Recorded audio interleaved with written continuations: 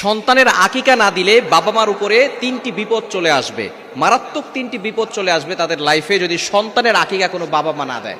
বর্তমান সমাজে অনেক বাবা মা এমন আছে যারা সন্তানের আকিকা দিতে চায় না। হ্যাঁ, যদি কারো টাকা পয়সার সমস্যা থাকে সেটা ভিন্ন বিষয়, আর এই আকিকা দেওয়া এটা ফরজ নয়, ওয়াজিব নয়, এটা হচ্ছে সুন্নাত। নবীজি সাল্লাল্লাহু আলাইহি ওয়াসাল্লাম আকিকা দিতেন, এবং আকিকা না দিলে কিছু কিছু ক্ষতি হওয়ার সম্ভাবনা থাকে বাবা মার উপরে।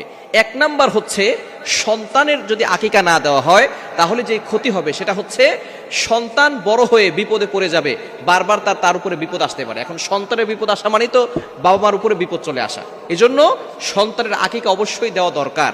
যদি তাদের অ্যাবিলিটি থাকে, সামর্থ্য থাকে, তাহলে আকিকা দিবেন। আকিকা কিভাবে দিবেন? নবীজি সাল্লাল্লাহু আলাইহি ওয়াসাল্লাম আকিকা দিতেন আনিল গোলামি শাতান, অর্থাৎ ছেলের জন্য 2টা বকরি, এবং ওয়ানিল জারিয়াতি শাতুন, এবং মেয়ের জন্য, কন্যা সন্তানের জন্য 1টা। এখন এখানে ছেলের জন্য 2টা কেন আর মেয়ের জন্য? সন্তানের আকিকা না দিলে বাবা মার উপরে 3টি বিপদ চলে আসবে, মারাত্মক 3টি বিপদ চলে আসবে তাদের লাইফে যদি সন্তানের আকিকা কোনো বাবা মা না দেয়। বর্তমান সমাজে অনেক বাবা মা এমন আছে যারা সন্তানের আকিকা দিতে চায় না।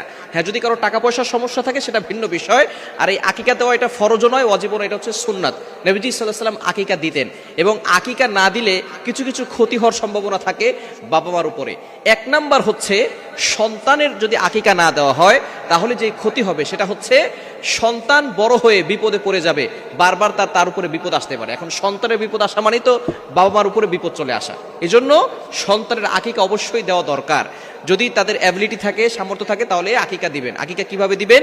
নবীজি সাল্লাল্লাহু আলাইহি ওয়াসাল্লাম আকিকা দিতেন আনিল গোলামি শাতান, অর্থাৎ ছেলের জন্য 2টা বকরি, এবং ওয়ানিল জারিয়াতি শাতুন, এবং মেয়ের জন্য, কন্যা সন্তানের জন্য 1টা। এখন এখানে ছেলের জন্য 2টা কেন আর মেয়ের জন্য